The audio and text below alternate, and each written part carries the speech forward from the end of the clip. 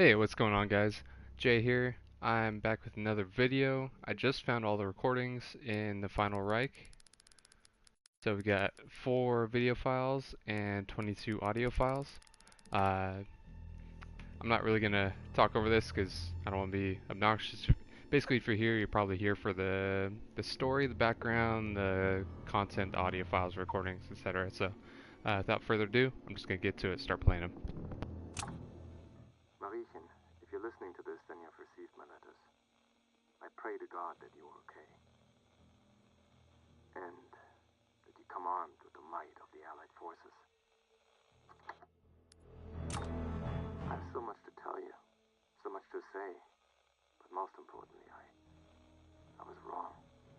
So very wrong. About the Reich, about you, about everything.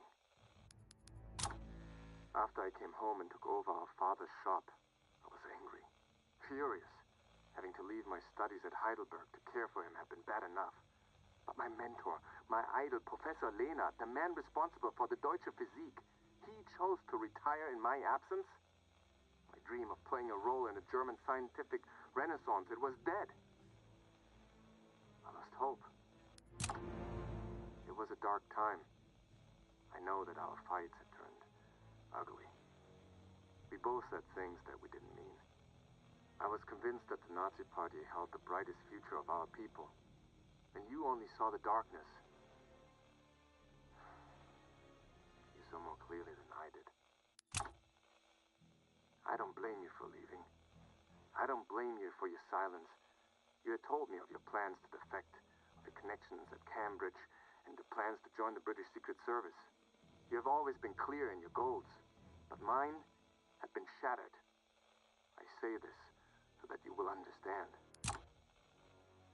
Mariechen, I wept when they found it. When the workers came in from the mine talking about what they had discovered. This artifact of legend. This was why I was here. This was my purpose. To bring the Conqueror's mighty sword to our Führer. My life had meaning again. It was I who sent a message to the Nazis. My contact at the university put me in touch with Richard Darrer. From there, it was only a matter of days before the Ahnenerbe rolled in with a full battalion of troops. I took Dr. Straub down to the chapel myself, showed him the hilt to the Barbarossa sword. It was like touching a flame to gunpowder. Straub put Middelburg on lockdown, knowing our little village was the perfect cover. The townspeople were allowed to go about their lives, but they could not leave. Their mail was read, filtered, burned, or rewritten. Those who asked questions were shot. This is when I began to doubt my loyalties. The salt mines were converted into a laboratory. The sword piece, this hilt, would not budge from its resting place. The head of the troops, Gruppenführer Heinz Richter, would swear up and down the tunnels about this. It was all Dr. Straub could do to keep him from dynamiting the chapel into rubble. Those two, they were a bad combination. I presented myself to Dr. Straub with all of the zeal and the ambition I could muster. I knew that he would see how destiny had placed me at this right place, the right time. I presented him with my papers, some of the research I had done with Lehnert. He looked down his nose at me, said my work was amateur, poorly documented. But in the end, because I knew the area, he said I might be useful. Like a desperate fool, I was grateful for this. I thanked him. He knew of our father, Marie. He had heard of how father's weapon designs had helped the Kaiserliche Marine. But he laughed that the brilliant Heinz Fischer had ended up making toys.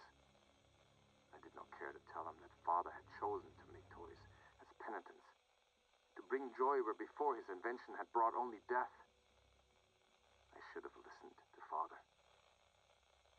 I should have listened. They have done horrible things here. Monstrous things. Straub is more twisted than you can imagine. So driven to bring about the final Reich that nothing else matters to him. He will stop at nothing, Marie. Straub was obsessed with the hilt, the strange, physics rooting it to the mountain. Richter just wanted to make it into a weapon. From the very beginning, they were at odds. This conflict brought about the ruination of everything. But also, my first glimpse of hope. You see, Straub's focus was so all-encompassing that he missed some critical information. Information that was literally all around him. The chapel was more than just a resting place for this piece of the Emperor's legendary sword. Well, it was like Father always told us, Marie. Art tells a story, and in the carving and the statues surrounding the hilt, I uncovered a tale I had never expected. There is more to this than buried treasure. I have uncovered clues to why the sword was taken apart, why it was hidden, and why it was made so inaccessible. There are forces at work here that have existed outside of history, hidden forces, a secret, darker than even Herr Himmler dares imagine. Unfortunately, Straub came across a few of my notes on these possibilities. He flew into a rage and would only be mollified when I quoted his own words back to him. My work had been amateur, poorly documented. I was looking for more evidence. He went cold and left. It wasn't long after this that he started bringing stolen art into the bunker. You see, he had taken the root of my idea and run with it.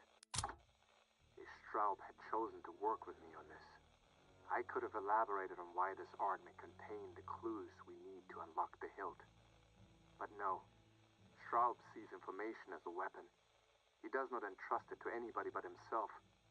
This is his greatest weakness. Mariechen, I cannot put this more succinctly. There are others, other forces aware of the sword, of its powers, and they are actively working to keep it out of our hands. A secret organization, a cabal, dedicated to keeping this hidden. Soldiers, artists, engineers, I don't know how deep this goes, but Straub is now aware of this. You need to be aware as well. First, look for paintings created by those who would be opposed to the Nazi Party. I have my suspicions that they would be the easiest to recruit into this effort. Second, my research has led me down paths that extend far beyond Mittelburg, beyond Germany. Now you can prepare yourself for a journey. That may be all I can share with you. Straub grows more suspicious of me every day. Dear sister, I have spent my time here preparing a way for you to defeat Straub and his evil. I have sabotaged his work. I have hidden weapons and tools that will give you the power to counter the horror that grows from beneath the mountain. My hope is that somehow you can forgive me. I must go into hiding now. I'm about to release Straub's most powerful weapon. I cannot promise that I will survive what happens next, but I pray it will open a way for you to find your way into this nightmare. And if you do, I have no doubt you will conquer it. This is your nature, and I will always admire this. Ich liebe dich, Mariechen. Pass auf dich auf, Kleines. Auf Wiedersehen.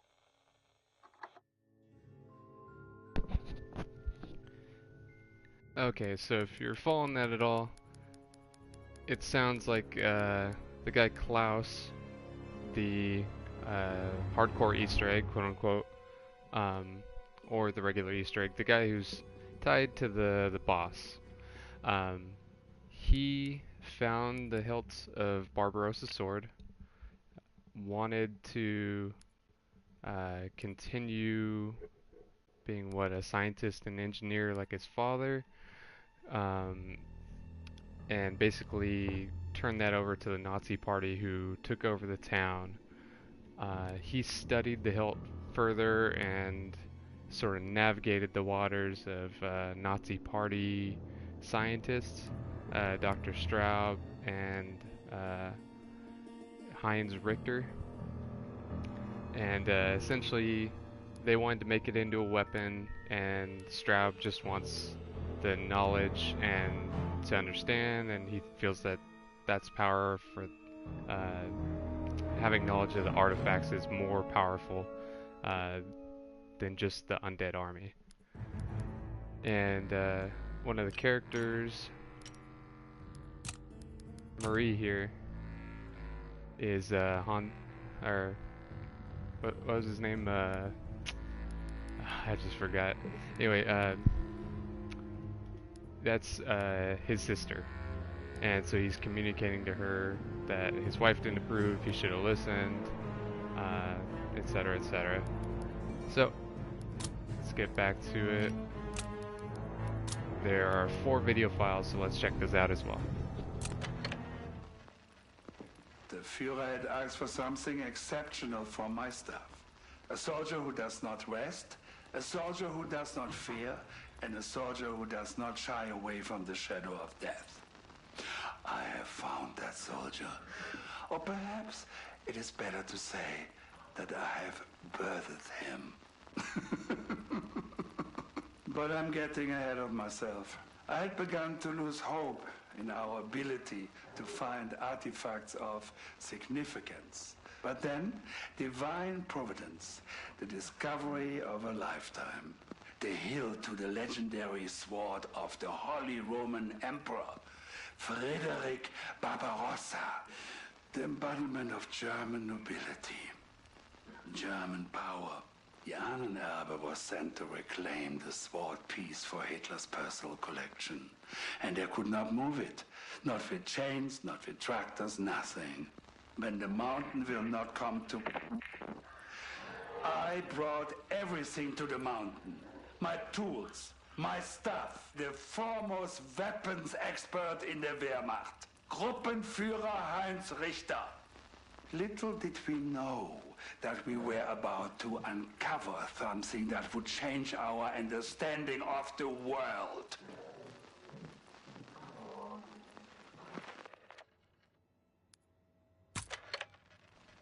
Even without breaking through the magnetic force surrounding this hilt, we have been able to siphon off vast amounts of energy. And this is where I made my greatest discovery. During one of my early experiments, an attempt to draw power from the hilt, a cable became overheated and snapped. It struck a pair of guards. They were killed instantly. They were dead. And then they were not. I watched as the first soldier began to switch violently, and then began walking towards me. And the corpse's intent was clear. It meant to kill me. Luckily, more soldiers had arrived by then and were able to put it down. But I had seen something astonishing. I had seen death overcome, and I had seen a vision of our Führer's future.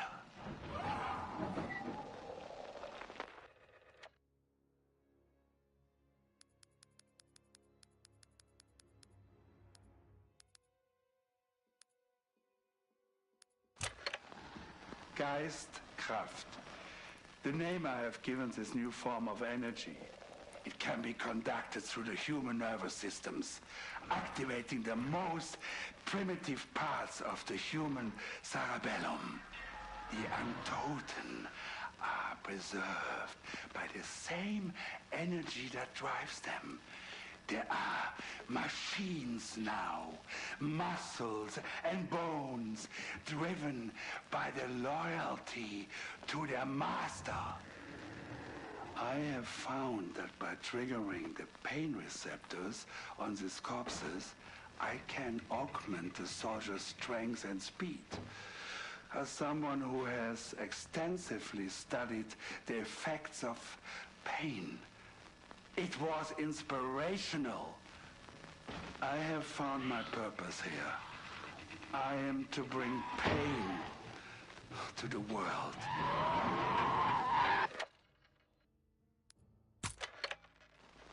I have been betrayed.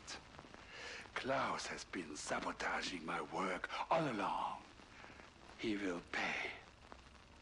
And that bastard Richter, the man sent to assist my work to protect my facility, he has been seduced by the power of the weapon we can build with the Geistkraft energy. The Untoten have broken free. 5 times now. We are so close to mastery here. So close to building an army. And what happened when their tanks come into view? Their mighty war machines. I am building more than just rank and file soldiers. I am building something that will tear through the mightiest steel and knock their fortresses into dust. I have created the devil himself.